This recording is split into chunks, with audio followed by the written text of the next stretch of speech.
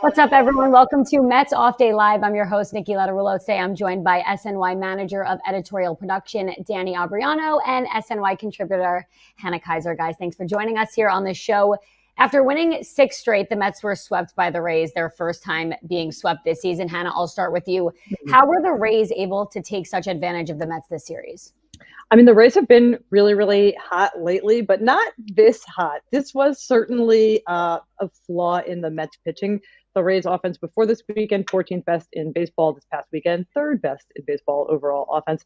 They do bunt a lot, and you saw that. They have some speedy guys. This is interesting because the Mets have been really good at starting pitching this year. Their lineup obviously has a lot of pop and potential, but then maybe they don't always do some of the little things right. We saw Brett Baty kind of get confused on how to play a bunt, counting on Griffin Canning to get it. And then we'll talk about this, I'm sure, but the lineup with runners in scoring position. I mean, this is the thing. If you catch a hot team, even if you sort of have these big pillars in place when you are going well, like the Mets have been, those little things can start to catch up to you, those runners in scoring position numbers, and then maybe some of the defensive inexperience and a little bit of ineptness. Yeah, so the Rays are a team that are getting hot right now, but I don't know, Danny, I'll ask you, is this more about the Rays offense getting hot, or was the Mets pitching just not great this weekend? I think it kind of boils down to just Megill having his worst start of the season, Canning walking the ballpark on Sunday. I don't view it as an overall pitching thing for the Mets, but they definitely did not do well this weekend. It should also be pointed out that the Mets did not play well, but aside from the first half of Friday's game, but the Rays benefited from tons of luck on balls in play. Mets hit a whole bunch of rockets that found gloves. Lots of balls died on the warning track. It was a really bad weekend weather-wise. It was just one of those really weird series where the Mets kind of had Friday's game in hand. Holmes leaves early because he was on a pitch count. Blackburn struggles in a role he's not accustomed to. They lose that game. It kind of spirals from there. But I wouldn't make much of it beyond just a bad 3-game series. Yeah, so Danny, you hit on a lot of the things we're going to dive deeper into later in the show. But Hannah, we know the Mets had a really good series against the Rockies, then against the Nationals, but those are not great teams per se. Does this reveal anything about the Mets' consistency against stronger opponents? I mean, they swept the Phillies earlier in the year. I think the Mets are a legitimately good team. The National League as a whole is better than the American League. So the fact that they're kind of hanging in that division or leading that division right now obviously speaks really, really well to the Mets. I mean, I do think that we're going to talk about the pitching so much. And these guys have been great. Like they've overperformed. What David Stearns is doing is working. The pitching lab, this is the 2nd year in a row it's turning guys out who maybe you didn't expect to be such quality starters. Jeremy Hefner, what he's done with the staff is really, really good. However, I've been thinking about this because last time I was on Baseball Night in New York, we were talking about the Mets pitching staff sort of psychology or approach, philosophy versus the Yankees and going out and signing Max Fried. You don't necessarily, if you don't have Kodai Senga and you don't have Sean Manaea, and we'll talk about David Peterson and whether or not he's an ace, but you maybe don't have that stopper, that guy who you feel like, we definitely are going to get a win with him on the mound, regardless of who the opponent is. So I don't know that this necessarily speaks to the fact that the Mets can't hang with good teams, but to me, it does speak to the fact that, like, if you were in a series against all good teams, maybe the postseason, I don't know that any of the guys who started this weekend are the guys you want in game 1 of a postseason series. Yeah, I agree. Hopefully in the postseason, Kodai Senga back to his ace-like form, and they have him back in that rotation. The Mets pitching has been dominant this season. It started to dwindle down with that league-leading ERA the past 3 games, but the low number of 2.97 has a lot to do with David Peterson. He threw a complete game shutout recently, and then, of course, Kodai Senga looked like he was going to follow that momentum. He did strain his hamstring covering a play at first base. He's on the IL now, and since then, the Mets have had 3 straight games of poor pitching. Danny, I want to start with you. Let's talk about Kodai Senga. He was 7-3, 1.47 ERA. What's the latest on him? Do you know when we can expect him to return? Yeah, so it's obviously not fortunate for the Mets that he got hurt on that play, but they did get a bit of good news. So it's a grade 1 hamstring strain, which is the least severe. So he's shut down for about 10 days to 14 days. So he should be reevaluated in about a week and a half. Other piece of good news, he's still throwing. So he doesn't need this crazy long ramp up once he's cleared to come back. So if I had to guess, I would put it somewhere around the All-Star break that Senga comes back. So again, not ideal, but also not the end of the world here. Yeah, and it's nice they do have that all-star break if he needs a little extra time. Hannah, do you think with especially his injury history, should the Mets take a little more of a cautious approach for Kodai Senga? Yeah, and well, I think they should take a different approach maybe to the way they approach things internally. Last year, Tim Britton at The Athletic had a story about this week, actually, I guess this weekend, sort of talking about the fact that the Mets and Senga were not necessarily always on the same page last year as he was going through his injury rehab. And that's something that he's talked about this season, feeling like he hasn't quite gotten back to being 100% with his field, with all of his pitches. So I think they want to at least be more communicative. Whether or not that translates to being more conservative in his actual timeline remains to be seen. Probably has something to do with what Montas and Manaea look like when they come back, and also just when they come back. But right, I think they want to approach his rehab differently, just so that way they make sure when he is able to come back, he's feeling confident getting back out there on the mound, because I think he didn't always feel super confident with the timeline they had in mind last season, and even at the beginning of this season, just sort of hit with his own feel. He's a guy who likes to be really in control of his process going into starts, and then really sort of improvisational with his stuff within starts. So I think they learned about Senga as a person from the way they navigated the injury last year, and hopefully that'll help them to navigate the injury this year, such that whenever he does come back, he comes back immediately feeling great, feeling confident, and ready to regain that form. Yeah, hopefully he could just pick up where he left off. Let's talk about David Peterson. So Senga was the ace. Now it looks like David Peterson kind of taking that role through a 6-game shutout against the Nationals. Now has a 2.49 ERA on the season. Danny, can Peterson now be viewed as the Mets' true ace, even when Senga returns, or are they more of like a really solid 1-2 punch in your opinion? I think they're a great 1-2 punch, and you add Clay Holmes in there, who's been fantastic as well in his first season as a starter since back when he was a rookie with Pittsburgh. But if you look at Peterson, I mean, it seems sustainable. His walk rate is 2.8 per 9, best of his career. His home run rate 0.5 per 9, best of his career. His FIP, which is fielding independent pitching, 3.04, which shocking, best of his career. So, a lot has been made of Peterson's advanced stats and how some of them might not be sustainable. But when somebody constantly outperforms their expected stats, it seems that it's something that is sustainable. And Peterson seems like one of those guys. Yeah, David Peterson had a really strong second half of the season last year. Hannah, do you think that he's just carrying that momentum? What do you think has led to his evolution of being such a standout pitcher? Yeah, if you go back to 2023, so before last year, he was working a lot more outside the zone. He was trying to get guys to swing at not strikes. He was trying to induce swing and misses on balls outside the zone. And I just don't know that he has necessarily the stuff, or at least not the fastball stuff. His fastball velo averages like 92 miles an hour. That's 14th percentile in the league. You're not really going to sort of blow a pitch by a guy.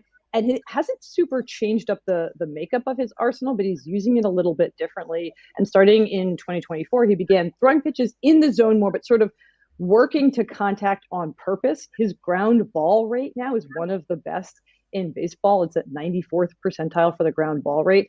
And so he basically just relies on limiting damage, limiting home runs, limiting extra base hits. He's not trying to strike guys out all the time. He's kind of working to contact. That's also made him more efficient. I mean, that's the kind of thing that even guys like Paul Skeens, who can get strikeouts, sometimes like to do on purpose. They like to figure out how to induce weak contact just so they can be more efficient working through games. So it's a really good profile to have if you don't have overpowering stuff.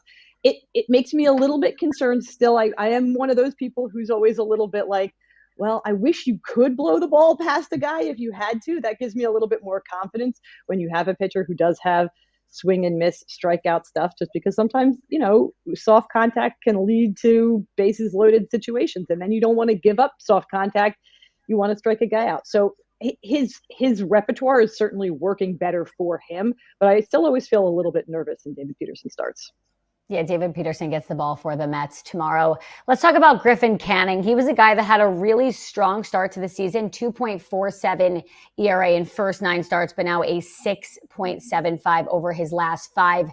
Struggled in those last 2 starts, giving up 4 runs in 5 innings to the Nationals, and then, of course, the 6 runs in 4 1/3 inning to the Rays. Danny, what's changed for Griffin Canning in those last 2 outings? He's just not attacking guys as much. Doesn't look as confident as he did earlier this season.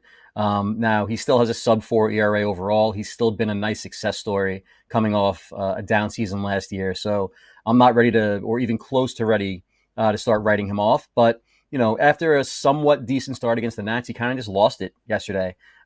He was walking guys. He walked 5 on the day, threw a wild pitch. He was constantly behind in the count.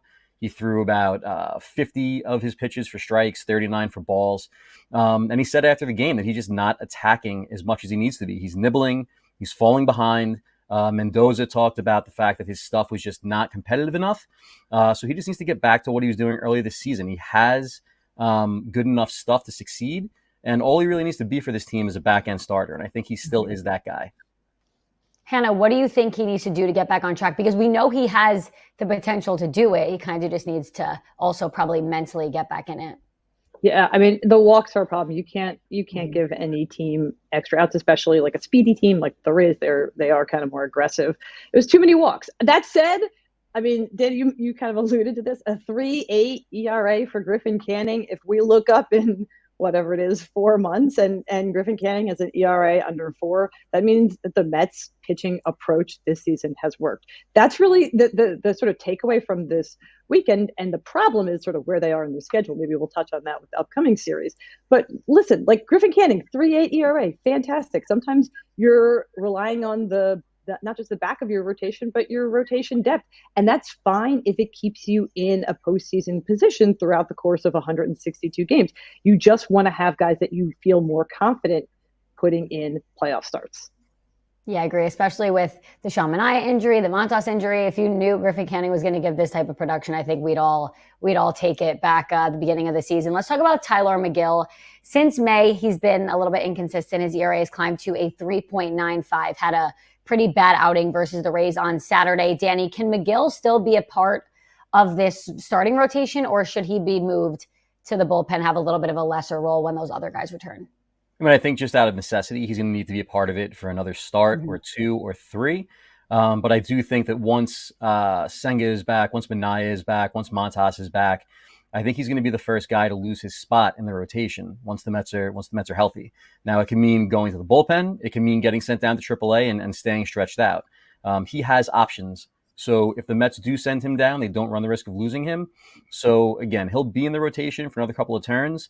But barring something weird happening, more injuries popping up, I think he's probably out of the rotation sooner rather than later. Yeah, Hannah, what do you think about this? Do you think he stays in the rotation, or do you think he has to go to the bullpen? I think for a lot of years in a row now, the Mets have at some point in the winter thought Tyler Megill is not going to be in our starting rotation.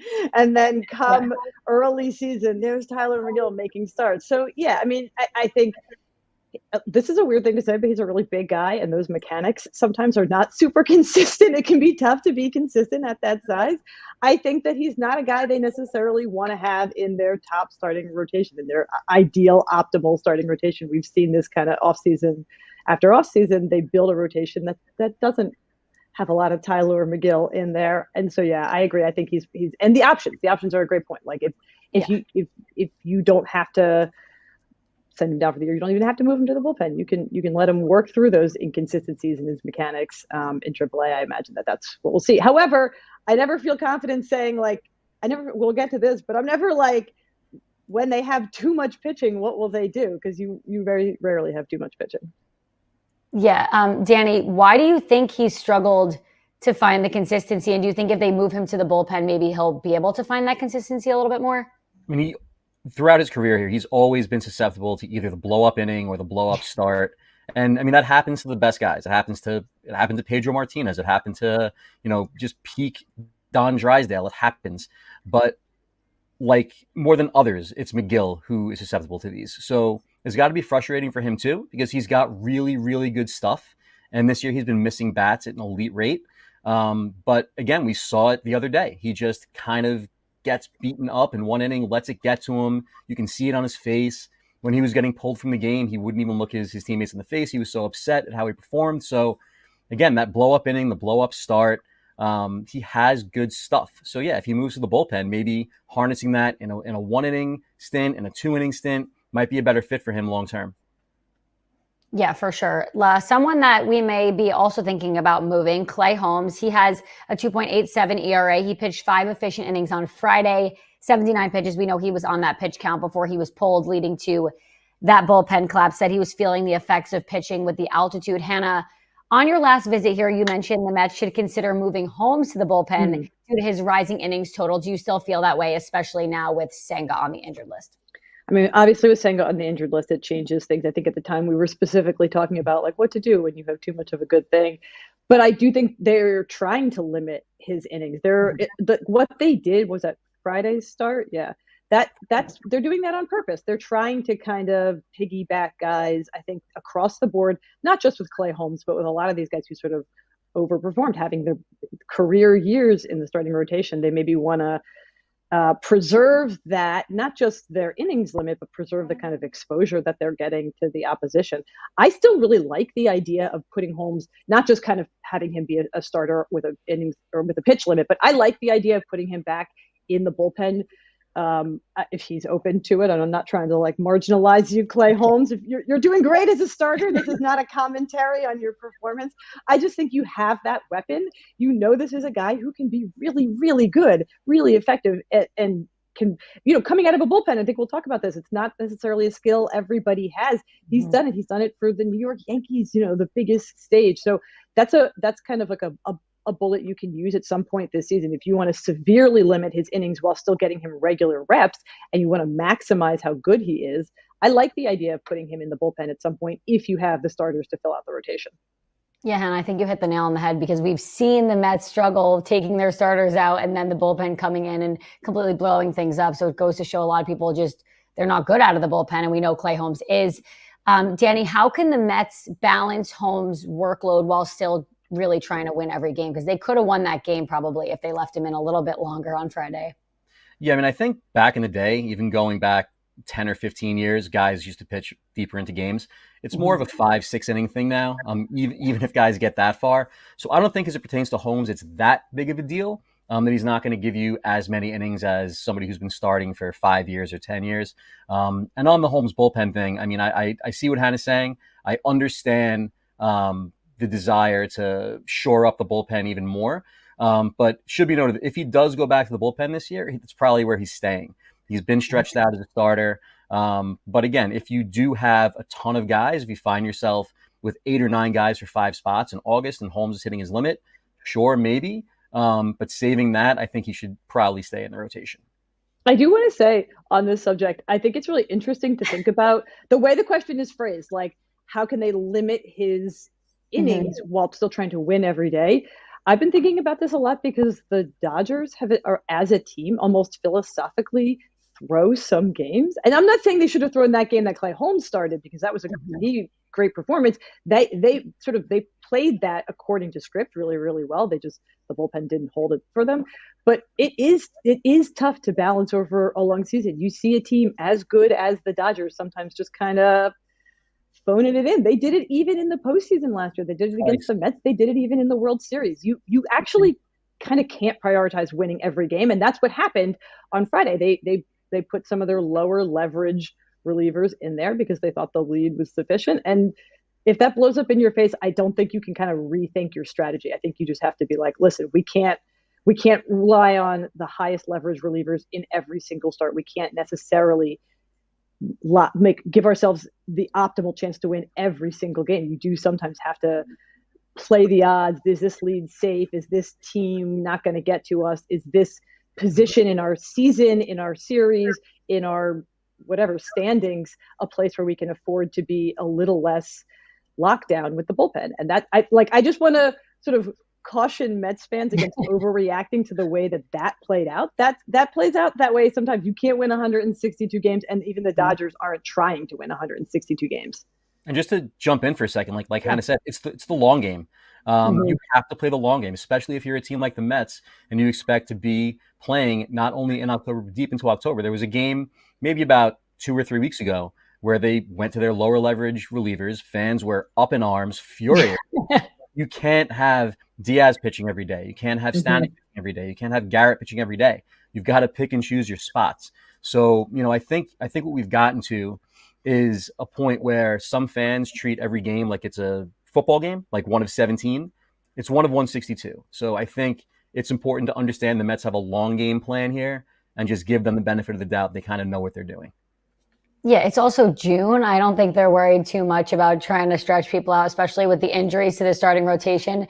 Need to give everyone the rest they need this early on when, of course, they do have a winning record as well. Let's talk about some of those injuries. Frankie Montas and Sean Manaea, both pitchers, have now struggled in their minor league outings. Frankie Montas' final line, AAA, Syracuse on Friday. 1 2/3, 7 hits, 8 earned runs on 53 pitches. Mendoza said he will be ready after his next rehab outing, but do you think they should call him up or wait till he's found his rhythm? Because he's really been bad in the minors. Hannah, we'll start with you.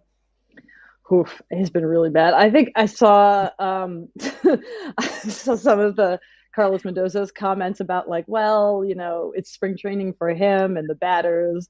It's not spring training for them. And it's like, exactly. Oh, but if he's got one more start, it should be the end of spring training for him. Mm-hmm.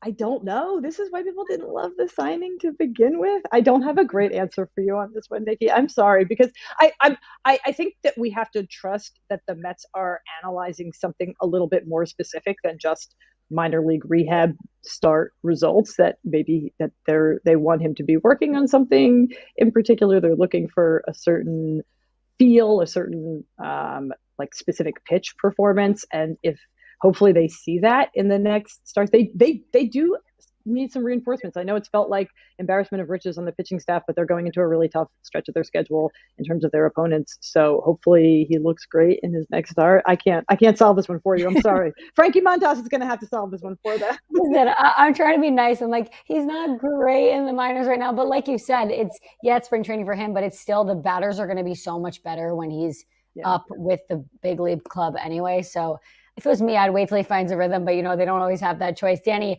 when he returns, do you think he should be a starter or should they put him into that bullpen that's already kind of having some issues? I think they might need him in the rotation, at least for a little bit. And again, he's here for next year too. So I think the Mets can afford to see if he can be good in the rotation before they think about putting him in the bullpen.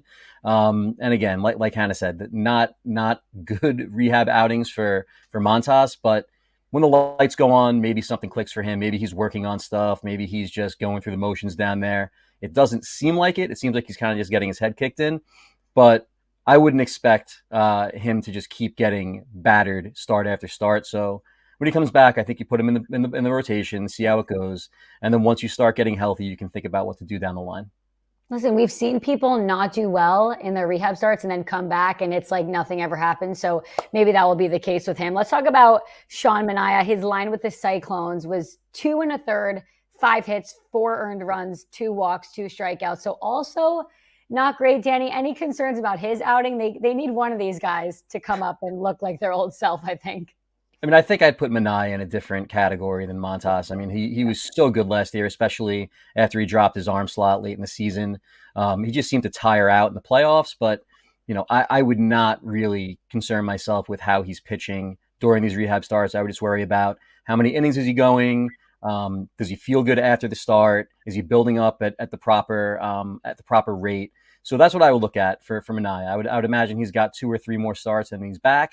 And when he returns, I mean, that's one of the things that's going to help the Mets without Senga. I mean, you lose Senga, who's your unquestioned ace so far this season, but you're getting Manaea back hopefully in 2 weeks or 2.5 weeks. So that should help blunt the force of that injury. It's honestly crazy if you think about the fact that the Mets are doing this well and Sean Manaea hasn't pitched a single game. Like, honestly, we'll take it. But Hannah, how aggressively should the Mets try to push to bring him back, especially now with Senga out? I think not too aggressively, just because of where they are in the standings. Although it sounds like, I don't know his timeline. Thanks, Danny. Appreciate that. It sounds like they're not going to get him back in time for this next run against division opponents. So they're going to have to. I'm jumping ahead a little bit, but they're going to have to figure out ways to win without their best pitchers over the next 2 weeks or week and a half. Because I don't think you want to be. We keep sort of hitting on this point, but there's no point in being overly aggressive in June for a team that's on a postseason track. I mean, their playoff odds took a hit in this series. I was just looking, I was like, how bad can you ding your own playoff odds by getting swept when the Phillies win 3 in a row. And their playoff odds went down 5 percentage points, but it's still at 91%. So I think you don't want to be overly aggressive with any pitcher, especially in June, for a team that has October aspirations. So we know that Paul Blackburn has kind of had his role shifted a little bit, but he is expected to start on Wednesday. He had a great start against the Dodgers, and then he struggled in his last 2 appearances coming out of the bullpen, gave up 3 runs in Colorado, and then had 1 out in his last outing, gave up 4 runs in that outing. Danny, is this just a sign of the difficulty of making the transition from starter to reliever, or did he just have 2 off nights and there's nothing really to worry about? I think it's a little bit of both. I wouldn't expect Blackburn to be lights out on Wednesday, but he even said it after the game. He's not used to relieving. And, he went from being on the IL, missing a really long time at the end of last year, beginning of this year. He comes back. He makes a really good spot start. He's thrust right back into the bullpen. Now he's making a start again. It's difficult, no matter how good you are, to go back and forth, especially when you're recovering from an injury. You haven't pitched in a long time. So I would chalk it up to a little bit of both. But I think he'll be fine in a fill-in role as long as they need him. And then maybe later in the year, he'll find a home in the pen and get used to it. Yeah, I'm interested to see how he looks on Wednesday. Hannah, should the Mets consider calling up a pitching prospect while navigating Senga's injury, or do you think they should just stick with who they got while they're waiting for Manaea and Montas to come back? I think not if it's purely in service of navigating the injury. If they have someone, if they really feel like the prospects are ready, that makes sense. But this is why you construct a starting rotation the way that David Stearns does, because you want to have these pieces that can be moved around. You want to have a lot of like major league experience depth. They've done kind of the same thing 2 years in a row, which is get guys with a decent amount of major league experience and then made them a little bit better, so that way they can sort of mix and match and be utilized and deployed in this way.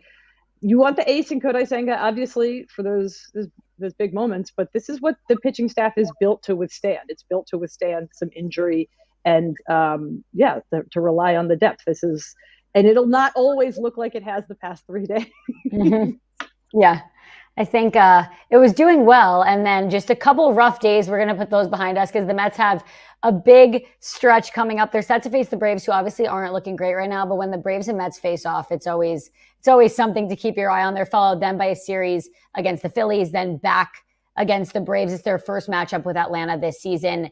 Philly has lost 6 of 7 before bouncing back with 4 straight wins. They now sit just 2.5 games behind the Mets. Danny, we'll start with the Phillies. How do you assess the Phillies right now? They're dangerous, and they've always been dangerous. They've got a really good starting rotation led by Zach Wheeler. They can beat the hell out of you on offense. It's never fun going into Philadelphia to play them. The fans are rabid. It's a tough ballpark to pitch in. I think they're the main competition, obviously, in the NL East with the way the Braves have been playing. I'd be surprised if the Mets went ahead and ran away with it. The 5.5 game lead was nice while they had it, but they built a big cushion, so you're able to get swept and not lose your lead. But I look out for Bryce Harper and his injury. He's dealing with the same wrist injury he had last year. So I'd expect that to linger a little bit. Not sure how well he's going to perform when he comes back. So if I'm a Phillies fan, that's what I'm concerned about right now. Hannah, you mentioned the Mets' long-term playoff odds. How important are these games for the Mets in maintaining those odds? I mean, they're really important. We touched on the fact that the National League as a whole is really, really good. Mm-hmm. There's going to be a lot of competition for those wild card spots going into the season. There are certain divisions where you're playing for the wild card and certain divisions where you're playing for a division win. And the NL East has given us wild card teams the last couple of years, but the NL across the board has all gotten a lot better this year. So the wild card spots in some ways are the most contentious. I imagine that there will be a lot of teams in the running for those spots as we come down the stretch, and a lot of teams that are looking to add at the trade deadline to put themselves in position to contend for those wildcard spots. So this is a year where the Mets really want to win the division because they don't want to get stuck in that throng of could be 10 teams competing for 3 wildcard spots going into the final month. So I think that this is a really important stretch of games. You don't have as many games against your division rivals as you used to. Now that everybody plays everybody, it's more of a balanced schedule. So if you are in a close, hotly contested division and you really are gunning to win that division, you have to win the games against your division rival. Yeah, let's dig a little deeper into the division. Danny, do you expect this race to come down to the wire for the division, or do you think the Mets have a chance to pull away, especially if they win most of these games this week and next week? I think they have a chance to pull away. I wouldn't expect it. It's rarely easy in the NL East. And to kind of piggyback off what Hannah said, I mean, you definitely want to win the division. It's hard for me to envision a scenario where the Mets don't make the playoffs, but not just winning the division, but getting one of those top 2 spots, because then you have a bye into the LDS. And I can go off on a tangent here about how dumb I think the 3-game series is. You play 162, and then you get stuck in kind of a do or die spot if you lose game 1 of a 3-game series. But the Mets should be going all out to win these games, because again, you get stuck in that wild card scenario, or if you finish with the 3rd best record, your season could be over very, very quickly. So they should be up and ready for these games. And I feel like the Braves, although they had a really bad start, they're 31-39. They're 14 games behind the Mets. I don't think they should be overlooked because they're still the Braves. But why do you think they've struggled so much this season? I mean, their offense just hasn't been consistent enough. They're not getting enough from their stars. They've had a couple of injuries in the rotation. Ronaldo Lopez is out for the year. And they've kind of just been snake bit a little bit. I mean, if you look at their run differential, they shouldn't be as bad as they are. So I'll believe the Braves are dead when the season's over and they're not in the playoffs. They're just too good, too much talent for me to think they're going to be this bad for much longer. Yeah, 14 games back honestly means nothing when you're thinking about the Braves. Hannah, is it, with the Mets and Phillies playing really well, is it too late for the Braves to make a playoff push, or do they have a little all right, we'll go back to Danny. Do they have a little OMG Met in them? Or Hannah, if you Sorry. Sorry. You. No, we're good. I don't know what's happening. So ask me the question, Nikki. I'd love to know. So the Phillies and Mets are obviously playing really well. The Braves haven't been playing great, but it's still the Braves. Do they have a little OMG Met in them? Can they make that playoff push still? Well, they have a little 2022, was it, Braves magic in them? I mean, that year, Alex Anthopoulos went out at the deadline. He added a couple of fourth outfielders, and they went on to win the World Series without Ronald Acuna Jr. So it is never too late for the Braves. This is now 2 years in a row. So in 2023, their offense led the league in slugging, set historic home run rates, and it's a lot of the same guys. It's Austin Riley, it's Matt Olson, and they're just not slugging at the same rate. And this is now 2 years in a row that they've struggled to find that kind of pop. So it does feel like maybe these guys are getting a little bit older, whatever it is, but they have Acuna back, they have Strider back, and I would never count out the Braves. They managed to win a World Series without an MVP. Yeah, that's correct. So the Mets and Braves begin their series tomorrow. David Peterson on the mound. That game is in Atlanta. So hopefully Mets can get back to their winning ways. Guys, thank you so much for joining us here on Mets Off Day Live. For Niki Lattarulo, Danny, and Hannah, we will see you back here next time.